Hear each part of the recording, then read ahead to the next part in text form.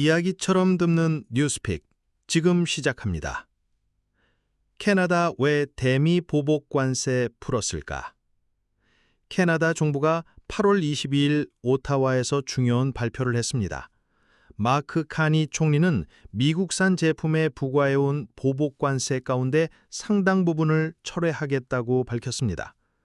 이는 2018년부터 이어진 미캐 관세 갈등을 완화하기 위한 조치입니다. 배경에는 최근 미국이 캐나다와의 무역협정, 즉 UCSMA 범위 내 물품에는 새로운 관세를 부과하지 않겠다고 약속한 사실이 있습니다. 캐나다는 이에 상응하는 방식으로 일부 품목 관세를 풀면서 협상 재개에 긍정적인 신호를 보낸 것입니다. 다만 자동차, 철강, 알루미늄과 같이 캐나다 제조업의 핵심 산업에는 여전히 관세가 유지됩니다. 이 때문에 산업계는 일부 완화 효과는 있겠지만 가장 중요한 품목은 여전히 불확실하다는 입장을 보이고 있습니다. 발표 직후 외환 시장에서 캐나다 달러는 강세를 보였습니다. 이는 시장이 이번 결정을 무역 안정화의 신호로 받아들였기 때문입니다.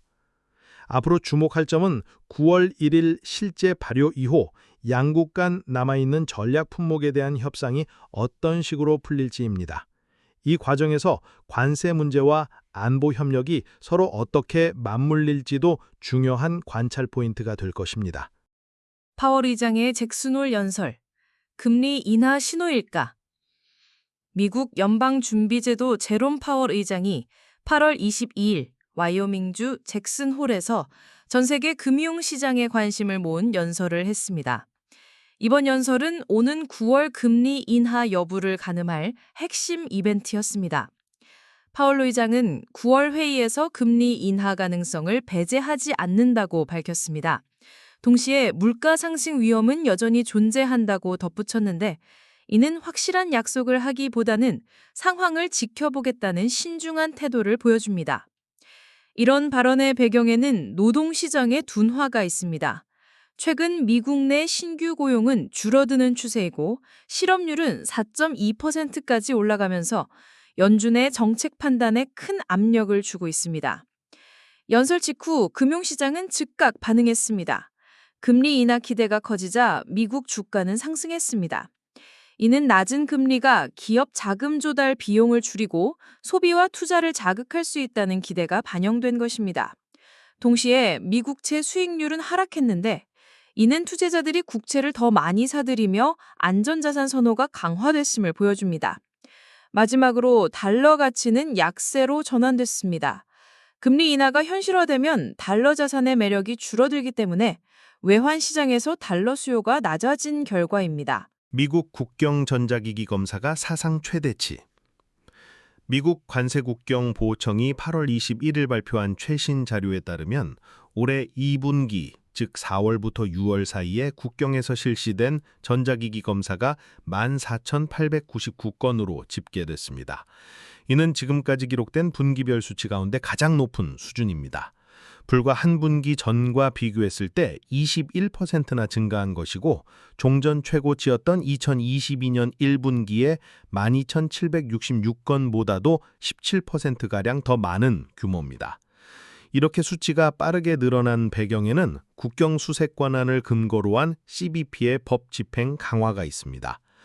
미국 법 체계에는 국경 수색 예외라는 원칙이 있습니다. 이는 국경 보안을 위해서라면 영장이나 구체적 혐의 없이도 여행자의 휴대전화, 노트북, 태블릿 같은 기기를 검사할 수 있다는 규정입니다.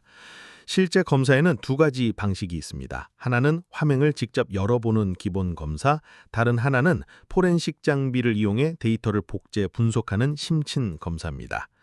이번 분기 집계에서도 대부분은 기본 검사였지만 심층 검사가 약 1,000건 이상 보고됐습니다. 당국은 전체 입국자 규모에 비하면 검사를 받는 경우는 0.01% 미만에 불과하다고 설명합니다.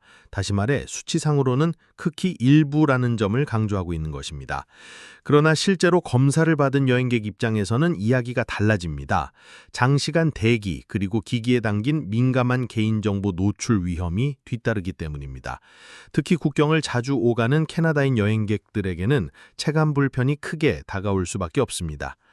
앞으로 중요한 쟁점은 두 가지입니다. 첫째, 이러한 검사가 계속 단순 열람 수준에 머물지 아니면 심층 포렌식 수색이 더 확대될지입니다. 둘째, 전자기기 검사 건수가 사상 최고치를 기록하는 상황에서 개인정보 보호와 법적 기준을 어떻게 강화할 수 있을지가 중요한 정책 과제가 될 것입니다. 가자시 파괴 경고, 협상 압박인가? 이스라엘 국방장관 이스라엘 가츠가 8월 22일 성명을 내고 강경한 메시지를 발표했습니다. 그는 하마스가 모든 인질을 석방하고 무장해제에 나서지 않는다면 가자시 전체가 파괴될 수 있다고 경고했습니다. 이미 라파와 베이트 하누은이 전투로 폐허가 된 사례를 직접 언급하면서 가자시도 같은 결과를 피할 수 없다고 강조했습니다. 이 같은 발언은 인질 협상이 교착 상태에 빠진 상황에서 나온 것입니다. 협상이 진전되지 않자 이스라엘은 압박 수위를 높여 하마스를 협상 테이블로 끌어내려는 전략으로 해석됩니다. 같은 날 국제식량 위기분류기구 즉 IPC는 가자시에 공식적으로 기근이 발생했다고 발표했습니다. 이는 식량 위기를 5단계로 나누는 국제 기준에서 가장 심각한 단계입니다. 원인은 전투 장기화로 인해 인도적 지원 통로가 막히고 식량 공급망이 붕괴된 데 있습니다. 가자 보건부가 집계한 사망자 수치는 더욱 상황의 심각성을 드러냅니다. 전쟁으로 인한 누적 사망자는 62,263명에 이르렀고 영양실조로 인한 추가 사망자 273명이 보고됐습니다. 이 가운데 112명은 어린이였습니다. 이 수치는 단순한 전투 피해를 넘어선 심각한 보건 인도주의 위기를 보여줍니다. 필리법 제안, 아동 응급실 대기 시간을 줄일 수 있을까? 온타리오주 벌링턴의 한 부부가 8월 22일 토동토 언론을 통해 새로운 법 제정을 요구했습니다. 이른바 필리법으로 아동 응급실 대기 시간에 법적 상한을 두고 소아 환자 전담 인력을 확보하는 의무를 법으로 보장하자는 제안입니다. 계기는 지난해 2월 7일 일어난 사건이었습니다. 부부의 아들 16세 필리 반더 베르케는 오크빌 트라팔가 병원 응급실에서 8시간 22분을 기다린 뒤에야 의사를 만났습니다. 그러나 이미 상태가 악화된 뒤였고 결국 폐혈성 폐렴과 저산소증으로 다른 병원으로 이송된 후 숨졌습니다. 의료진 평가에 따르면 당시 필리의 상태는 15분 이내 진료가 필요한 응급 등급이었습니다. 하지만 병원 응급실의 과밀 상황과 인력 부족으로 치료가 지연되면서 결정적인 시간을 놓쳤습니다. 이 사건을 계기로 유족은 개별적인 비극을 제도 개선으로 바꾸어야 한다며 응급실 체계 전반의 변화를 촉구하고 있습니다. 병원 측은 개별 환자 사례는 언급하기 어렵다고 밝혔지만 최근 응급실 전반의 혼잡과 환자 복잡도 증가로 현장의 부담이 심각하다는 점을 인정했습니다.